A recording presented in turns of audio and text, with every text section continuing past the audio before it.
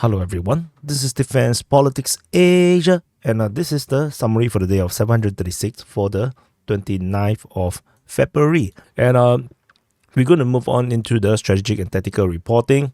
And first thing first is Ukrainian shooting down Russian aircraft again. This time round, is a continuation of yesterday's report. Yesterday, I mentioned that 2 Sukhoi 34 were shot down in the morning, local time, in the Avdiivka and Mariupol direction. By the end of the day, they actually confirmed they had shot down 3. So there is actually one more Russian Sukhoi 34 that was shot down over on the 29th of February. So, I'm not going to debate whether this is accurate or not, because I basically say the same thing for the Russian claims. So I'm just going to report whatever they say. You make your own decision now, how logical all these shoot downs are. And over in the Kherson Front, at the Kherson Front, the Ukrainian Defense Ministry continued to report Russians trying to attack Ukrainian bridgeheads. Just to note, Krinky is not a bridgehead, it's a beachhead, because they landed without a bridge. And on the northern bank, there is a self-propelled artillery, a Zuzuna 2. I'm not familiar with this artillery system, getting destroyed by a Lancet. This is the I already lost count how many artillery systems have been lost in this northern bank. So yeah, that's it for this Kherson Front. Not much to talk about. Of course, the landing has failed, so there's nothing really to talk about this amphibious landing. We move on into the Zaporizhzhia Front. So this is Zaporizhzhia city, and this is the Zaporizhzhia Front. And at the Zaporizhzhia Front, there is an only report coming out from Robotyne, with the Ukrainian Defense Ministry reported they have repelled one Russian attack, and that's it. So the situation here has went into a stalemate of salt. So there is no active Russian push right now. Unsure what the Russian forces is thinking, or could this be just a massive diversionary attempt to draw Ukrainian forces into reinforcing this region here, because this is so important to the Ukrainians as well. And while the actual push is actually in Avdiivka. So this could be a possibility where the Russians are just using this. They basically launch a massive assault on Robotyne just to draw forces from the Ukrainian side into this area here. And instead of sending forces into Avdiivka to block the breakthrough. So that's all from this area here. Ukrainian forces was reported to have attacked Melanivka, according to the Russian Defense Ministry. So that's about it. There's nothing much. I believe this is just a one-off. Ukrainians are currently unlikely to go on an extended offensive action. So no, I don't expect this to be much things. We move into the Donetsk Front. This is Donetsk city, and this is the Donetsk Front. At the Donetsk Front, the current actions is on two sides. The entire center area here, the Voleda line region, there's nothing over here. Current actions is that the Ukrainians attack at Rivnopil, and the Russians attacking at Novomihailivka, Boyeda, Georgievka, as well as Krasnohorivka. So this is the strategic situation around this area here. There is no frontline changes in this area, so as a result, there is actually nothing much to really talk about. Even this entire Krasnohorivka situation is kind of unclear. As I mentioned before, some reports ago, there's a possibility this was actually also some kind of make use of the breakthrough of the Avdiivka Front to actually push the front line, and also to act as a kind of a diversionary, forcing Ukrainian forces to reinforce Krasnohorivka. And this is very nearby to Avdiivka Front, so this could work. The situation at Georgievka is definitely yet another Marinka situation.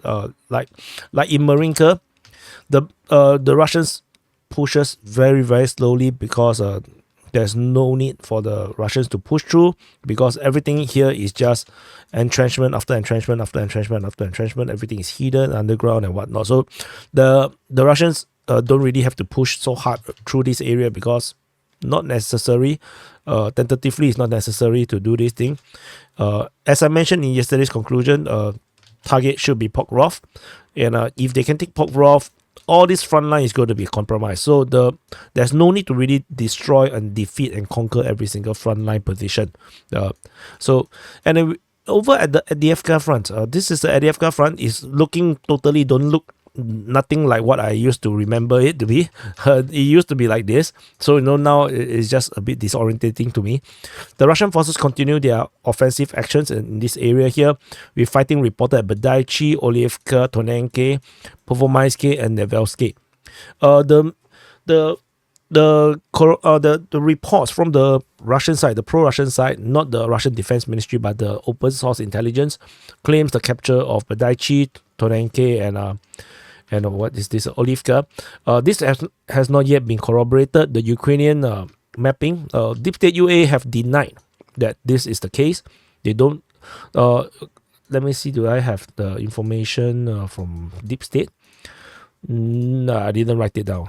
Okay, so anyway, Deep State UA says that there's the claim capture of Badaichi is not real. It's not true. So this is the Ukrainian claims, and but they did acknowledge the fighting is still at Oliivka.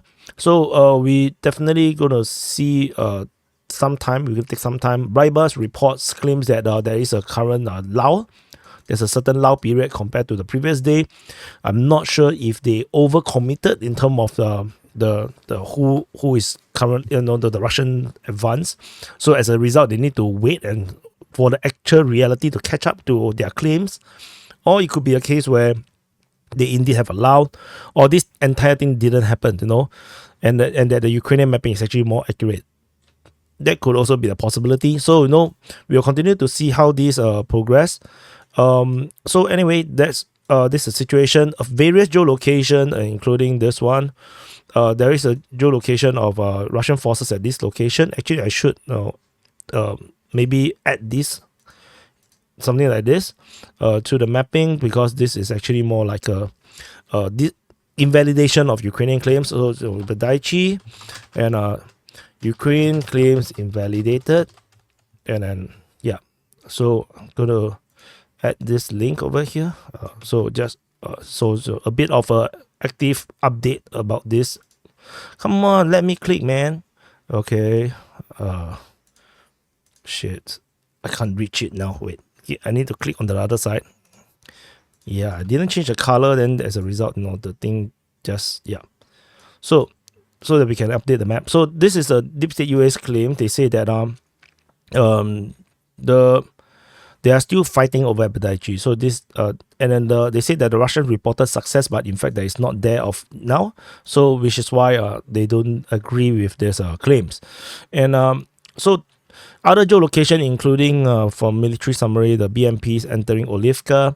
So the Russians are attacking from two different directions into Oliivka, but we will continue to wait and see whether there is corroboration in terms of the mention of this capture. And that's all from the Avdiivka Front. At Niu-York Front, and as I mentioned yesterday, this was the report. Because the Russian report yesterday's report I reported yesterday because they posted a bit earlier. So there is nothing to talk about in the Niu-York Front. Over at the Bakhmut Front, there is only reports of fighting over at Ivanytsky as well as Klishevka, and that's about it. There's no other reports over in the Bakhmut Front. So that's it from the Bakhmut Front. We move into the Siversk Front. At the Siversk Front, only fighting is being reported at Bilohorivka on the Luhansk region, and that's about it. And over at the Kreminna Front, the usual goes on with fighting reported at Kherson and Yampolivka. As I mentioned, there is no Russian report because the Russian report I reported yesterday. So as a result, there is no claims in terms of a Ukrainian counterattack over in this area here. And we move on further. Nothing at the Siversk Front. We move into the Kupyansk Front.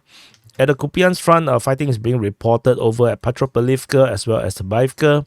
So it's interesting that the Tabaivka one continues 25th to 29th. So there must be some big actions happening around here that is totally unreported in the Tabaivka region. We'll definitely have to wait and see whether there's something to come out of that. So that's it. So I will not do conclusions for today because there's too few information regarding this frontline reports for this past 24 hours. So thank you for watching. Do press the like button, subscribe. I'll see you guys in the next update.